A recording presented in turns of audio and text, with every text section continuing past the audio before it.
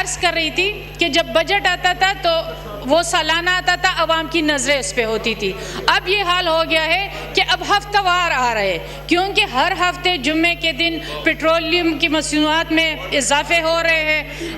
تو اس کی وجہ سے جو مہنگائی کی شرح ہے اسی تیزی سے اضافہ ہو رہا ہے. اب اگر اس بجٹ کی طرف ہم دیکھیں تو اس میں وہ جو سروے آیا تھا تو اس میں یہ تھا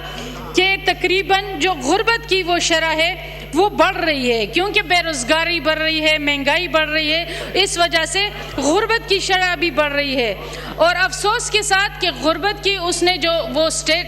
رکھی ہے، انہوں نے رکھا ہے کہ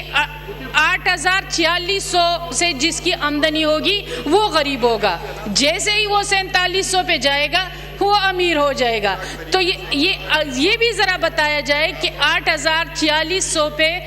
کتنا ایک بندہ کیا کرے گا؟ اس کا تو ایک مہینے کا جو بجلی کا بل ہے یا گیس کا ایک ہی بل وہ دے سکتا ہے. تو میرے خیال میں ہمیں اپنے غریب عوام کی طرف بھی توجہ دینی چاہیے. ہم اس بجٹ کے ہم یہ سوچ کے آئے تھے کہ تنخواہ دار طبقے کو ریلیف ملے گا، کیونکہ اگر آپ دیکھیں 7 سے 10% اگر ہم تنخواہ دار کے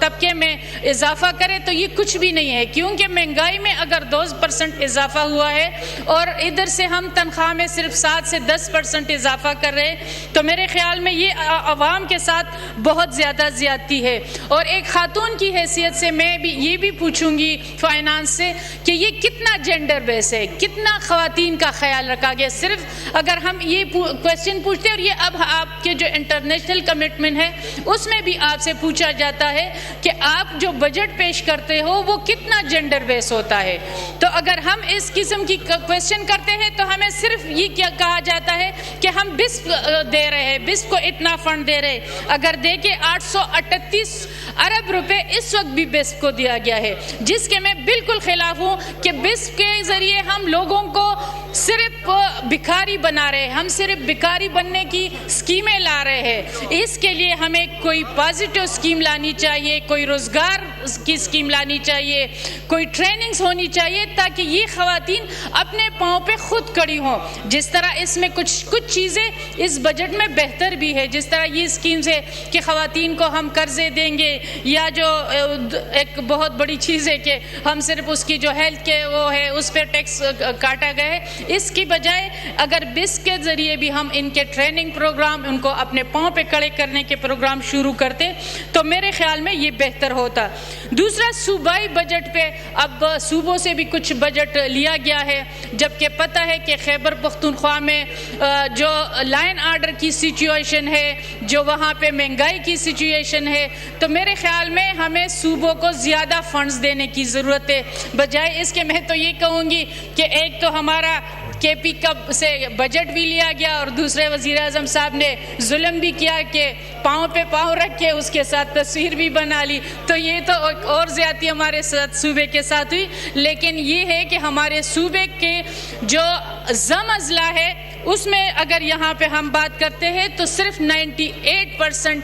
بجٹ رکھا گیا ہے، جبکہ 10 سال ان کے ساتھ وعدہ کیا گیا تھا کہ 10 سال تک ہم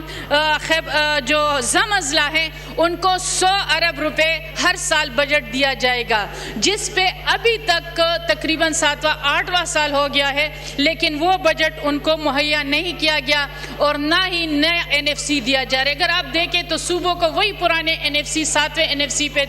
لیے جا رہے ہیں، تو نیا NFC بھی لانا چاہیے. اور یہ صوبے کے لیے، خیبر پختونخوا کے لیے اس لیے ضروری ہے کہ ضم اضلاع کو بھی اس کا حصہ ملے گا. اگر ہم دیکھ لیں تو ضم اضلاع کا تقریباً 4.5% NFC بنتا ہے. پھر بھی ہم نے یہاں پہ جب اس کی انضمام ہو رہی تھی تو یہ کہا گیا تھا کہ ہم 3% دیں گے، لیکن افسوس کے ساتھ کہنا پڑتا ہے کہ ابھی تک وہ 3% بھی ہم نے ان کو پرووائڈ نہیں کیا گیا. تو میرے خیال میں اس پہ کے لیے بہت زیادہ ضروری ہے. دوسری چیز جو ہمارا ملک ہے وہ ایک زرعی ملک ہے، ہمیں اپنی زراعت پہ توجہ دینے کی ضرورت ہے. جو یہاں پہ اگر ہم دیکھتے ہیں تو جو عام استعمال کی چیزیں ہیں اور زراعت میں جو کھادیں ہیں یا جراثیم کش ادویات ہے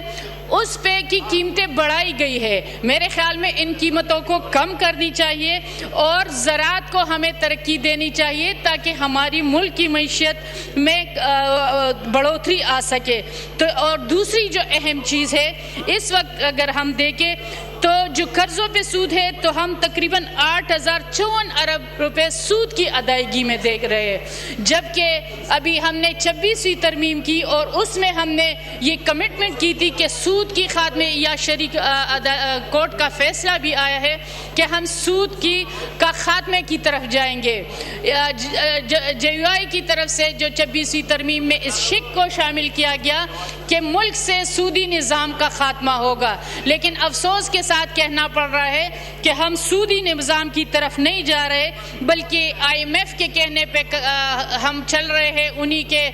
کہنے پہ ہم نے یہ بجٹ بھی بنایا ہے اور اسی انداز سے ہم اس بجٹ کو لے رہے ہیں اور سودی نظام کی خاتمے کی بجائے ہم اور بھی سودی قرضوں میں پستے جا رہے. تو میرے خیال میں ہمیں ضرورت ہے کہ یہ سودی نظام سے ہم نکلیں اور ملک کو اپنے پاؤں پہ کھڑا کریں.